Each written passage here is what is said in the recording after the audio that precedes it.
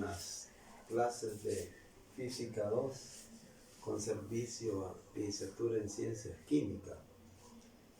Ya terminamos las primeras 2 unidades del programa, ¿verdad? Tanto la teoría, sintetizando, ¿verdad? Todo. Las guías se les han enviado, les he enviado algunos modelos de solución, ¿verdad? Entonces, este sería el material a evaluar para el jueves 25 de esta semana, a las 8:30, de 8:30 a 10:30, 2 horas reloj. Si en caso hubiera una tardanza al inicio, pues tengan un poco de paciencia, pero las 2 horas reloj, pues se les va a dar un parcialito de opción múltiple, ¿va? Evaluando pues principios generales de los que hemos visto de los fluidos. Bien, ya yo creo que ya de todos es conocido. Siguiendo con el programa, pues toca lo que es ver temperatura y expansión. Expansión es lo mismo que dilatación, la dilatación térmica. Así que pasamos de fluido pues a la parte de calor, ¿verdad? Y empezando pues por la temperatura. Bien, dice el programa aquí concepto de temperatura. ¿Qué es la temperatura? Bueno, para empezar podríamos decir que es una de las 7 magnitudes básicas del sistema internacional, ¿verdad? Ya sabemos que son 7 magnitudes básicas y estas se han escogido así al azar, ¿verdad? En base a las condiciones, propiedades intrínsecas de la materia. Se sabe que todos los sistemas en el universo, ¿va?, están a determinada temperatura, ¿va? Algunos que están en el espacio interestelar porque están a la temperatura bien aproximada del cero absoluto, y las partes cercanas a las estrellas centrales, ¿va?, como nuestro Sol, ¿verdad?, están a diferentes temperaturas. Entonces quiere decir de que la temperatura es una manifestación ya de la materia. Pero como hay que definir algún concepto, ¿verdad?, podemos ver 2 conceptos, el macroscópico y el microscópico. Macro es ver las consecuencias o propiedades de la temperatura, manifestaciones evidentes, ¿va? Y micro es lo que sucede ya a nivel molecular, ¿va? ¿Qué es lo que pasa? Entonces podríamos definir que la temperatura es la medida de la energía cinética molecular promedio. Esta es una micro definición.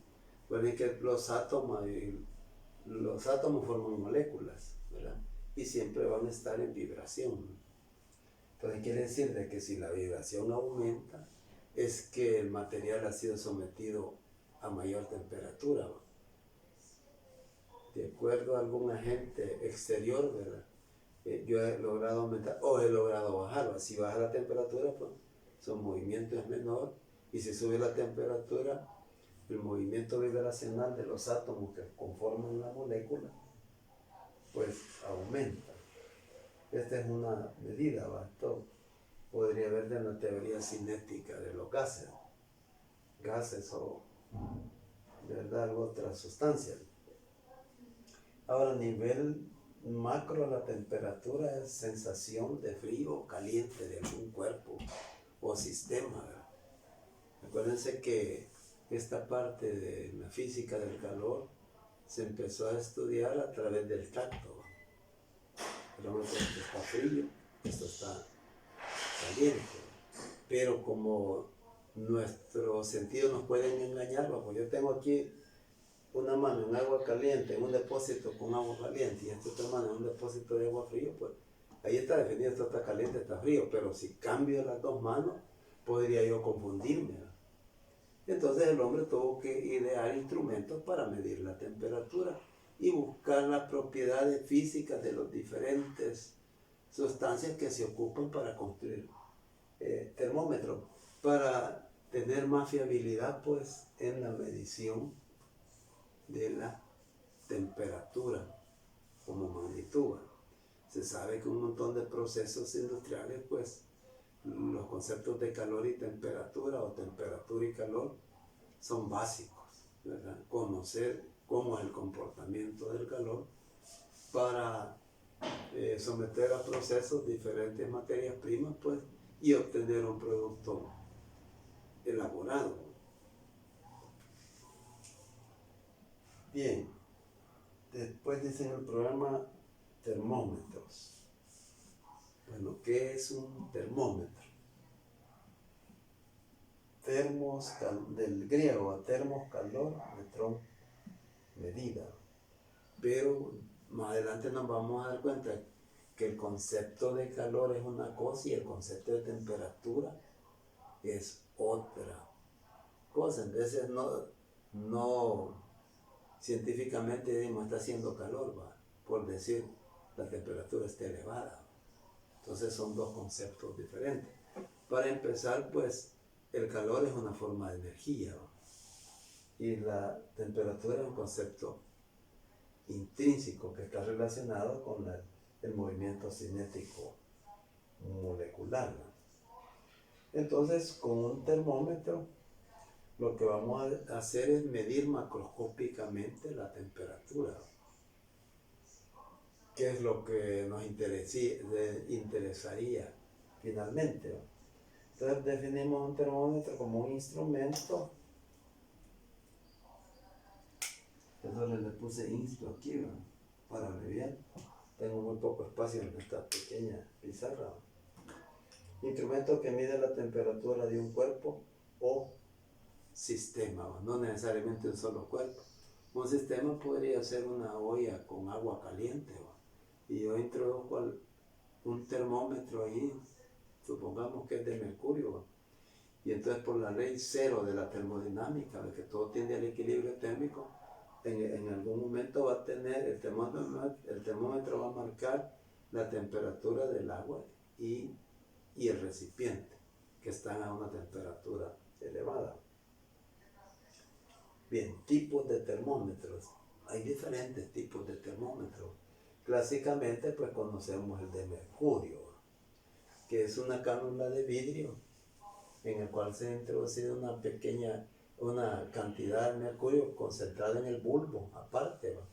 Y hay un capilar donde por diferencias de temperatura puede moverse, aumentar o bajar, ¿verdad? Dentro de ese capilar, y ese pues ya calibrado se convierte ya vamos a hablar de la calibración, en un termómetro.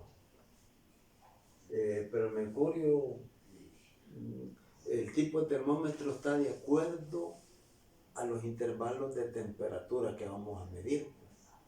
Para un termómetro de mercurio bien puede medir 10, 15, hasta 20 quizás grados bajo cero, y hasta 150, 200 grados sobre cero, grados centígrados, digamos. Incluso pues hay uno bien conocido, el termómetro clínico, que es un termómetro de mercurio. Lo único que con un pequeño bulbo y un rango pues que nos interesa entre 34, 40 tal vez, porque la temperatura normal del cuerpo humano son 37 grados centígrados. Pues cerca de ahí, ¿verdad?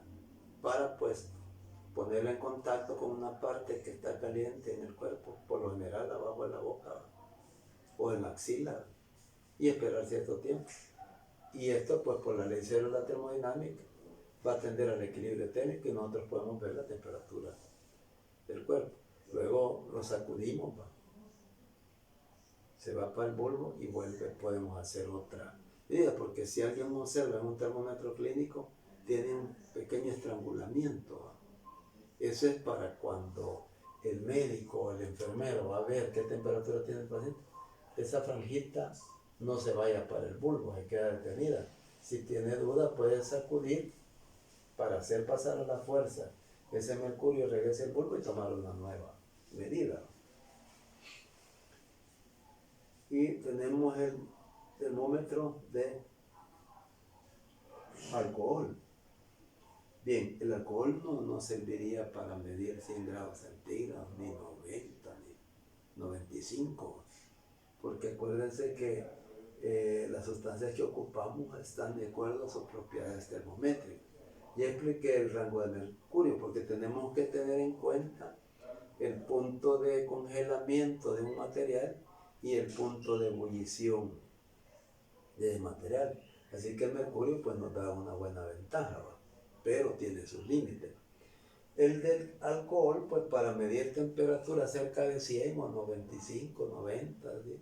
Tal vez no nos serviría, porque recuerden que el alcohol es volátil, ¿verdad? Pero sí nos serviría para medir bajas temperaturas.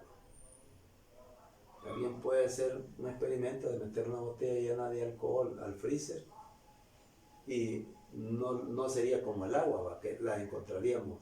Cuando aumente el volumen, cuando se congele el agua, rompe el vidrio, suponiendo. En cambio, en el alcohol no lo encontramos líquido. Significa que la temperatura de congelamiento del alcohol es bastante bajo. Entonces nos puede permitir medir temperaturas de 40 bajo cero, 60, 70, ¿verdad? En la Siberia, por una parte de la Unión Soviética, de Rusia, la gente está equipada con termómetros de alcohol en sus casas para ver cómo anda la temperatura. Y el de gas a volumen constante. En químicas muchas veces hay que medir las temperaturas en una forma precisa, ¿va? Entonces, volumen constante porque puede ser un gas en un matraz de un determinado volumen, y como la temperatura varía con la presión del gas, ¿verdad? Es directamente proporcional. Entonces, a través de la presión del gas podemos saber la temperatura de un gas.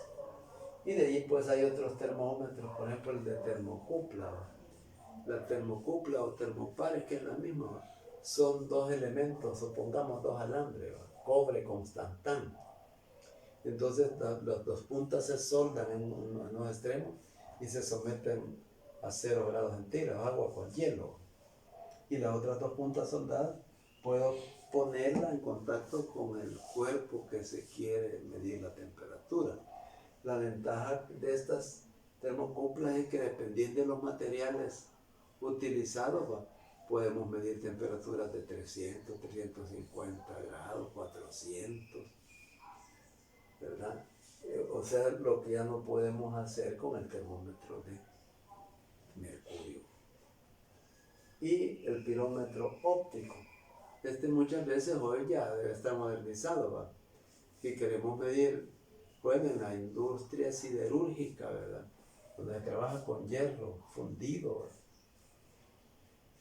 Acuérdense que el hierro se vuelve líquido a más de 1200, poco más de 1200 grados centígrados. Ya no vamos a llegar con un termómetro de mercurio a medir eso. Primero, el riesgo que tendría, y segundo, pues que es un disparate. Entonces, un pirómetro óptico trabaja en base al espectro que da el hierro cuando va pasando por las diferentes temperaturas. Hay una bombilla afuera, graduada, y los colores que va dando el hierro: blanco, amarillo, rojo primero, blanco, amarillo, cerezo. Entonces cada color tiene asignado un espectro, una temperatura. Entonces desde afuera, porque hay una pared de ladrillos refractarios donde está el horno, donde se está fundiendo, y hay ladrillos de Pyrex. Y desde afuera podemos ver los colores y saber la temperatura para en un momento poder utilizar esa fundición y hacer moldes de X o Y piezas que interesen. Y en fin, pues hay otros de resistencia. Hay termostatos que simplemente no me van a marcar la temperatura, pero me pueden disparar una aguja donde le indique que en un vehículo, por ejemplo, pasó de la temperatura normal, entonces algo está sucediendo con el motor de combustión interna, ¿sí? Falta agua, falta aceite, etc.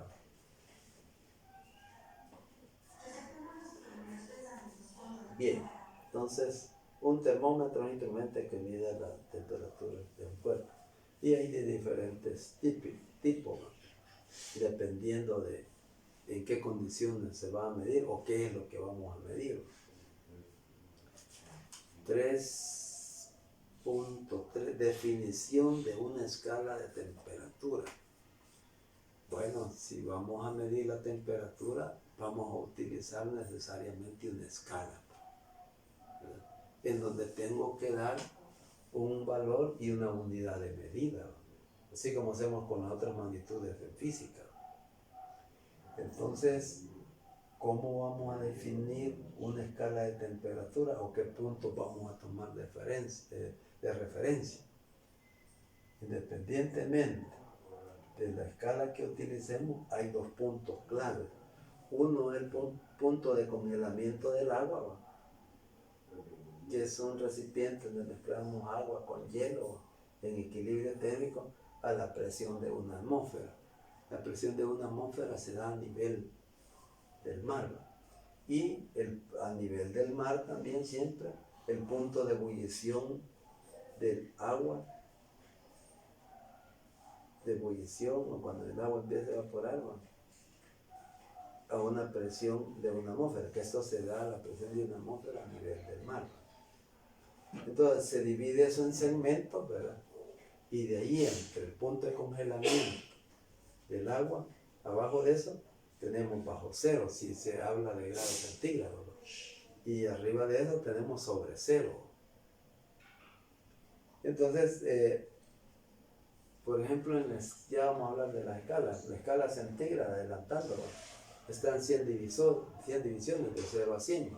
El 0 va con el 0 grados centígrados, el punto de congelamiento del agua, y el 100 va con el punto de ebullición del agua. Entonces, y esta Celsius se llama centígrada también porque está de 0 a 100, ¿va? Nos hace más fácil visualizar pues la temperatura en un momento dado que está sometido un cuerpo a un sistema.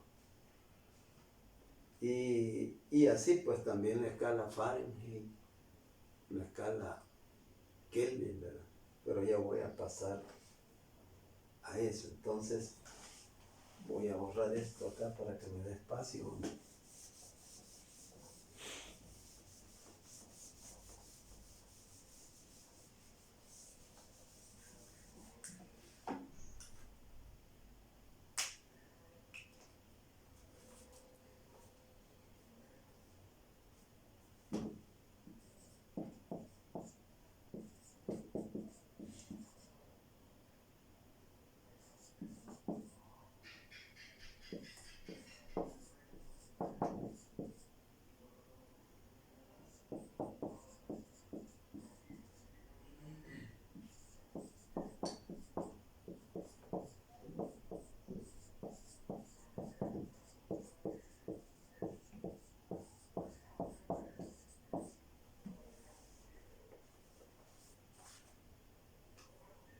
Bien, han habido varias escalas de temperatura que, siempre tomando estos dos puntos de referencia, utilizados por diversos científicos. Antes pues se ha mencionado una Reaumur, una Rankine, pero recuerden que lo que no es muy práctico cae en desuso.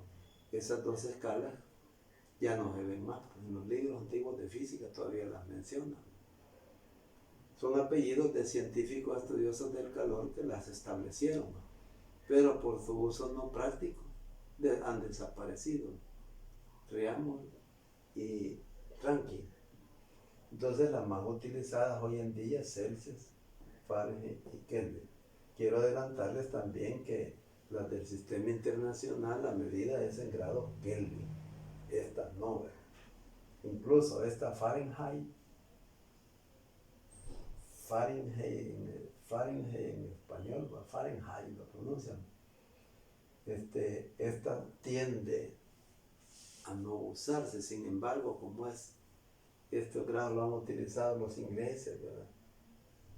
Y los ingleses colonizaron a Estados Unidos, entonces por cuestiones de sentimentalismo se ocupa todavía en la Fahrenheit, pero esta escala ya no es muy práctica, ya voy a explicar por qué va.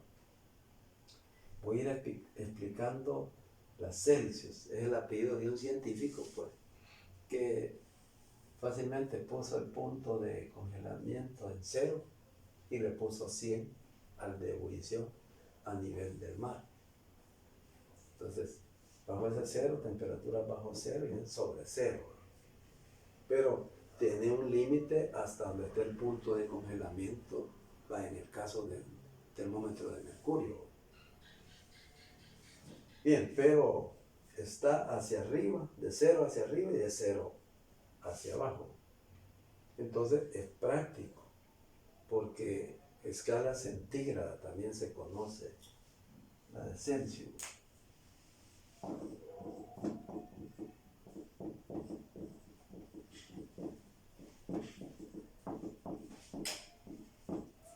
Por los 100 grados, por los 100 divisiones.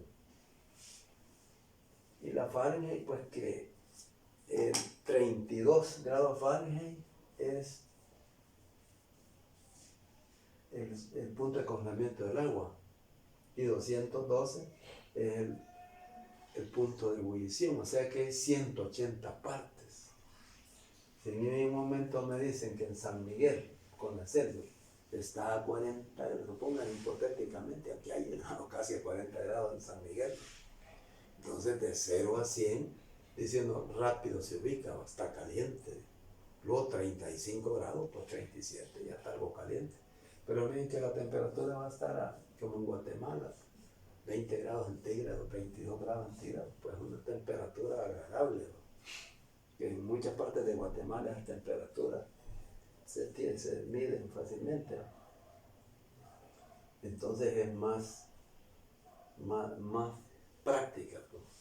En cambio la Fahrenheit como de 32 a 212 y 180 partes, ya en 70 grados. Ahora bien, 32 grados Fahrenheit ya es el punto de congelamiento. 34, 35 está frío, pero si me dan por ahí una temperatura intermedia, pues tal vez no es muy práctico que yo pueda visualizar si está frío o caliente. Y la escala Kelvin, que es de uso científico, ¿verdad? Aquí es donde extrapolando se llega al cero absoluto. ¿Cuánto es el cero absoluto? Bueno, eso solo lo maneja la escala Kelvin, ¿no? Son menos 273.15 grados centígrados. O sea que son menos 273 grados bajo cero, si hablamos de la Celsius. Teóricamente esa temperatura cero absoluto no existe, porque a esa temperatura en teoría pues el movimiento molecular o atómico cesaría, ya no habría ningún movimiento, y eso nunca la materia va a dejar de estar en movimiento, siempre los átomos que va a ser poquito. Entonces se ven a temperaturas cercanas al cero absoluto y en la práctica, pero no al cero absoluto. Se dice que en el espacio interestelar, ¿verdad?, lejos de soles, estrellas y toda la cuestión, pues la temperatura es cercana al cero absoluto.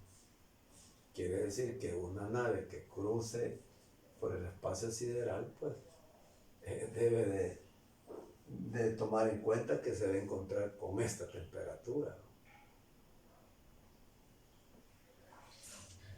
Bien, entonces la Kelvin en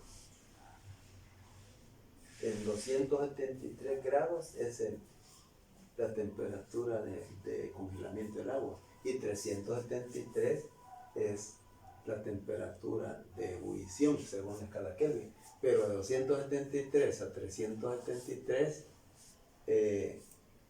son 100 divisiones. Lo mismo, o sea, de que es parecido a la escala centígrada. Ahora, ¿por qué esta escala? Es la de uso científico. Acuérdense que hay una área de estudio de la criogenia, ¿verdad?, que se estudian partículas de bajas energías. También criogenia, pues, se estudia la medicina, para ver cómo se comporta el tejido humano. A veces hay intervenciones quirúrgicas, le bajan la temperatura a tejido para hacer cortes más definidos, aunque sean con rayos láser, ¿no? Pero está también la física de bajas energías. Así como hay física de alta energía, hay física de baja energía. Cómo se comportan algunas partículas cuando están a bajísima temperatura, pues. Entonces se necesita instrumentos que puedan medir esas bajas temperaturas, y eso se va a hacer a través de la escala Kelvin, ¿verdad? Entonces los superconductores, pues la materia obtiene superconductividad, las partículas de ciertos aislantes, a bajas temperaturas, ¿verdad? Entonces no hay resistencia en el paso de la corriente eléctrica, y esto va a tener una aplicación, ya lo está teniendo, ¿no? Ciertas aplicaciones técnicas donde le quitamos la resistencia a un material para hacer pasar la temperatura sin ningún retraso. Bien, quizás me quedaría hasta acá, ¿verdad? En la próxima clase voy a deducir más que todo con estas 3 escalas, que son las que se han quedado en uso. Y recordarles siempre, porque tenemos el parcialito el día jueves, de esta semana, a las 8:30 a 10:30. Si hay un pequeño retraso, pues ese tiempo va a ser compensado. Así que les deseo también suerte, ¿va? Todavía el miércoles nos vemos para continuar con esta clase, ¿va? Pienso que con las clases, pues las guías y el modelaje de ciertos ejercicios, pues ustedes pueden estar preparados para hacer un examen de conocimiento de aplicaciones generales, pues de los principios que hemos visto. Así que gracias por su atención, ¿verdad? Y nos estaríamos viendo en la próxima clase.